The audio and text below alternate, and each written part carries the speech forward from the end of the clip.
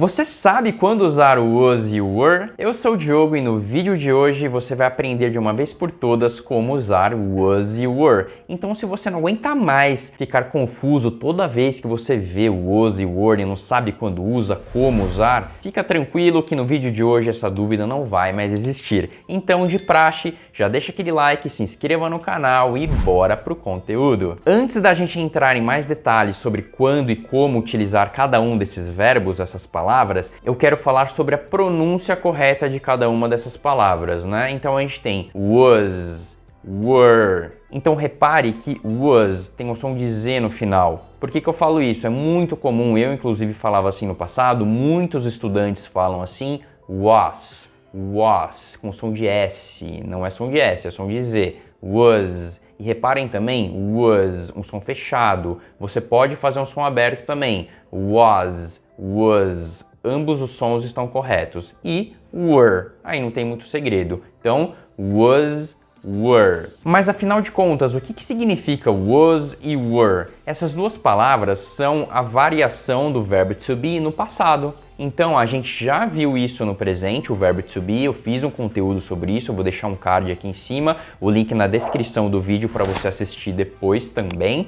Mas, o que a gente tem no presente? A gente tem am, is e are. Então, o verbo to be no presente. E no passado, a gente tem was e were. Então, todas as vezes que você tem am e is, no passado vai ser was. E todas as vezes que você tem are, no passado vai ser were. Assim como no presente, no passado, o verbo to be passa a mesma ideia de ser e estar. Então, todas as vezes que você fala eu sou, eu estou, você é, você está, você vai utilizar o verbo to be. E no passado, eu era, eu estava, você estava, também vai ser o verbo to be. Então, nesses casos, a gente vai usar was e were. Como que a gente usa cada um deles? Was a gente vai usar com I, com o he, com o she e com o it. Então, como que fica? I was. He was, she was, it was, desta maneira. O que significa tudo isso? Eu era, eu estava, ele estava, ela era, ela estava,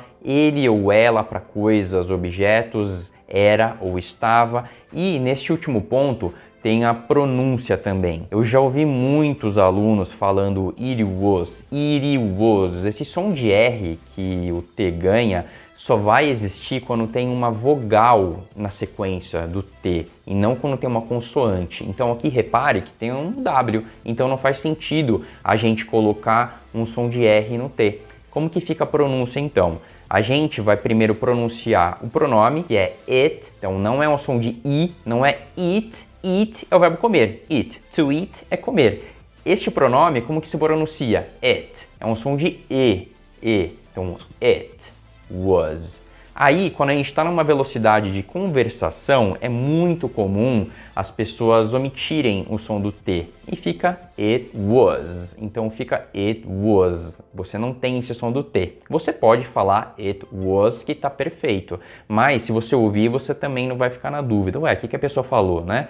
Então você vai conseguir identificar que se trata deste pronome. E quando que a gente usa were? Were vai ser utilizado com you, com we e com they. Então, you were, we were, they were. Então a gente tem você era, você estava, vocês eram ou vocês estavam, nós éramos ou nós estávamos e eles eram ou eles estavam. Então repare que aqui o you não vai ter diferença. Plural, singular, você, vocês, sempre vai ser you. E o contexto que vai te indicar se você está falando de singular ou plural. E dessa maneira, a gente tem a conjugação completa do verbo to be no passado. E só para complementar a explicação que eu estava falando do it, vamos supor que eu tenho a seguinte frase. A mesa estava aqui. Como que você falaria isso em inglês? A mesa estava aqui. The table was here. Perfeito. Mas eu posso falar também ela estava aqui, me referindo à mesa. Como que a gente fala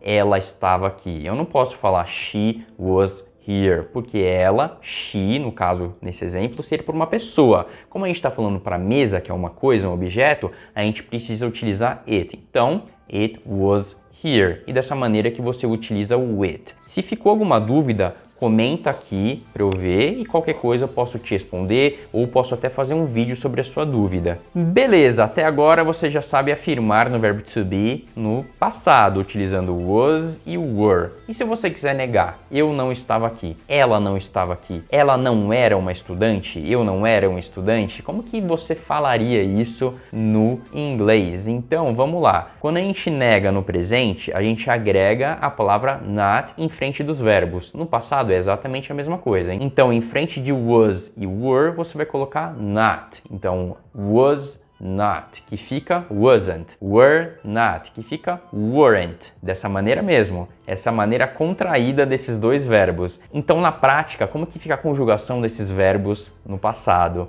Fica da seguinte maneira: I wasn't, he wasn't, she wasn't, it wasn't. E com weren't, you weren't, we weren't, they weren't. Então, todas as vezes que você quiser falar que eu não estava aqui, I wasn't here, ela não estava aqui, she wasn't here, e assim por diante. Então, você vai negando no passado. Beleza, você sabe afirmar, você sabe negar, e se você quiser perguntar, eu estava aqui, ela estava aqui, vocês estavam aqui, como que você pergunta no verbo to be no passado? Se você já sabe como perguntar no presente, a ideia é exatamente a mesma coisa. Então você vai fazer o quê? Você vai inverter a ordem do verbo com um pronome. Então, se afirmando eu falo I was here, perguntando was I here? She was here, perguntando was she here? Então ela estava aqui.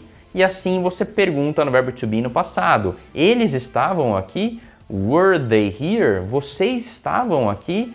Were you here? E assim por diante. E eu sei que pode parecer muita informação para quem está começando a estudar inglês agora. E pensando nisso, eu preparei um material totalmente gratuito que eu vou deixar aqui no primeiro link da descrição, aonde eu ensino você a estudar inglês de uma maneira muito mais natural, através de exercícios e algumas técnicas que eu mesmo utilizo e aprendi ao longo dos últimos anos. Então tá no primeiro link da descrição, corre lá, clica, confira o material que ficou bem legal. E se esse vídeo te ajudou de alguma maneira e fez sentido para os seus estudos, não deixe de dar aquele like, se inscrever no canal, porque me ajuda muito a continuar produzindo esse tipo de conteúdo para te ajudar cada vez mais nos seus estudos de inglês. Eu sou o Diogo e eu te vejo no próximo vídeo.